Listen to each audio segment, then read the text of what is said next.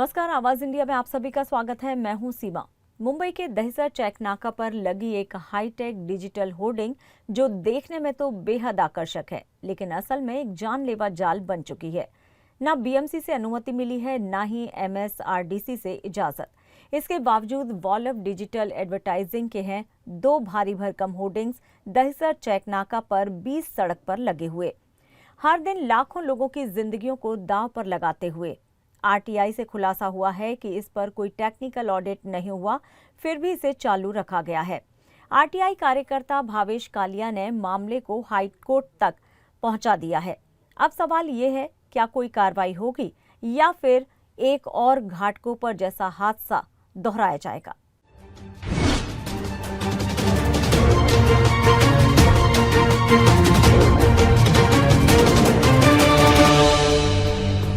मई साल 2024 मुंबई के घाटकोपर में एक अवैध होर्डिंग गिरती है, जिसमें 17 मौतें, 75 से ज्यादा घायल। इस भयावह हादसे के बाद महाराष्ट्र सरकार ने होर्डिंग्स को लेकर जीरो टॉलरेंस की बात कही थी, लेकिन वादों से आगे कुछ नहीं बदला।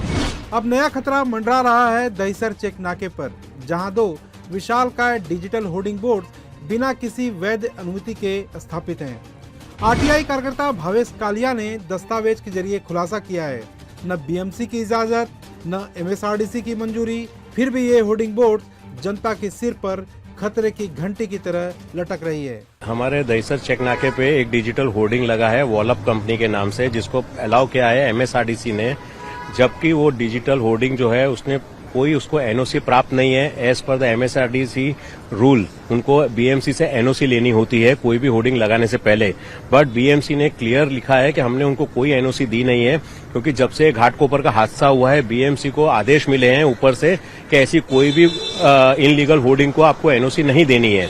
लेकिन एमएसआरडीसी है उसको बंद करने को तैयार नहीं है। बीएमसी ने अपने स्पष्ट नोटिस में लिखा है कि यहाँ पे अगर इसको बंद नहीं किया गया तो घाटकोपर जैसा दूसरा हादसा दहिसर चेक नाके पे हो सकता है।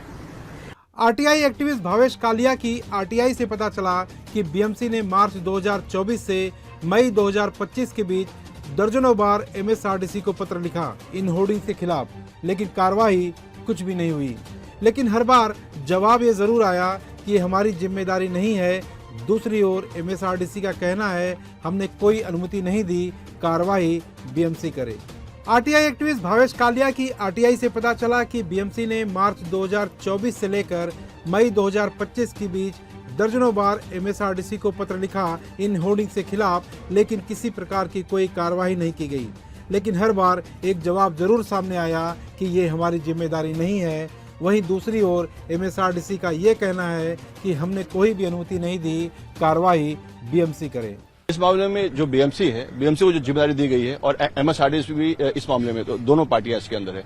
तो एक्चुअली बीएमसी का क्या बोलना है, बीएमसी उस पर कार्रवाई क्यों नहीं कर रही, उसका क्या बोलना है, बीएमसी का क्या बोलना है? नहीं, बीएमसी का यही कहना है कि वो जो लैंड पार्सल है वो हमारे अंडर नहीं आता है, वो जो लैंड पार्सल है एमएसआरडीसी के अंडर में आता है, और इसलिए हम कोई कार्रवाई करने से पहले हमें एमएसआरडीसी से परमिशन लेनी होती है। लेकिन एमएसआरडीसी जो है वो उनको परमिशन देने के लिए तैयार ही नहीं है, बल्कि उनको प्रेशर कर रहा है कि आप इनको एनओसी दो, जो कि प्रशासनिक ने सब पे ऊपर रोक लगा रखी है कि जब से घाटकोपर का हादसा हुआ है किसी को कोई परमिशन आपको देनी नहीं है।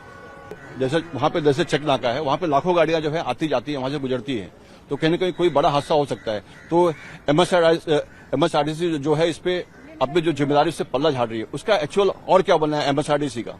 नहीं, एमएसआरडीसी का यही बोलना है कि हमारा इतना रेवेन्यू जो है उसका लॉस हो रहा है बीएमसी की वजह से। अगर बीएमसी उनको एनओसी दे दे तो हमारे को रेवेन्यू जो है, हम अपना रेवेन्यू का लॉस क्यों करें, जबकि ये इसमें क्लियर कट डायरेक्शन है कि जब तक बीएमसी उनको एनओसी नहीं देती है वो होर्डिंग चला ही नहीं सकते हैं।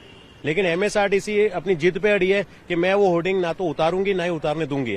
अब मामला मुंबई हाई कोर्ट तक पहुंच चुका है। आरटीआई कार्यकर्ता भावेश कालिया ने याचिका दाखिल की है, जिसमें अदालत से मांग की गई है कि इन होर्डिंग्स को तत्काल हटाने का निर्देश दिया जाए और जिम्मेदार लोगों पर कड़ी से कड़ी कार्रवाई की जाए। बीएमसी ने नोटिस भेजकर अपना पल्ला झाड़ लिया है।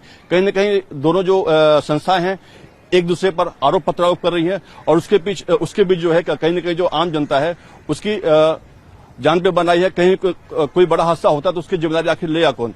तो अब इसके बाद आपने जो हाई कोर्ट में ये मामला दाखिल किया है, तो उसके बाद अगर दोनों नहीं मानते तब क्या करेंगे? नहीं, अभी जिस तरह से सबको पता है हाईकोर्ट अभी वैकेशन पे है, 8 या 10 जून को हाईकोर्ट ओपन होगा। हमारा ऑलरेडी रिट पिटीशन फाइल हो चुका है, हमें स्टैम्प नंबर भी इशू हो चुके हैं।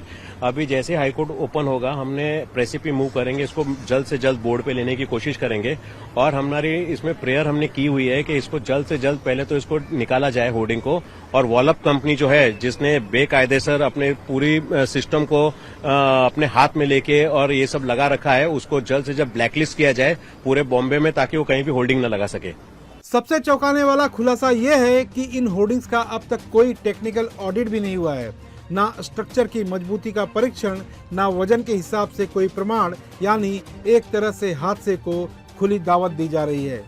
भावेश कालिया जी ने जो है इस मामले को लेकर काफी पत्र व्यवहार किया, काफी लेटरबाजी की, उन्होंने काफी नोटिस भेजी, लेकिन जो दोनों संस्थान है वो आरोप प्रत्यारोप एक दूसरे पे कर रहे हैं, अपना पल्ला झाड़ रहे हैं, और जिससे परेशान होकर आपने जो है अभी कोर्ट का रुख किया है और कोर्ट के दरबार में अपनी गुहार लगाई है। अब देखना है कि कोर्ट में मामला गया, उसके बाद कोर्ट से क्या निर्णय लगता है, लेकिन इन्हें जो है अब आखिरी उम्मीद जो है कोर्ट से है। हर दिन लाखों गाड़ियां दहिसर चेक नाके से गुजरती हैं। ऐसे में संबंधित होर्डिंग बोर्ड का एक भी पिलर हिला या एक भी वायर टूटा तो घाटकोपर जैसा हादसा दोहराने में सेकंड भी नहीं लगेगा। जनता सवाल पूछ रही है, क्या कोई और जान जाए तभी प्रशासन जागेगा?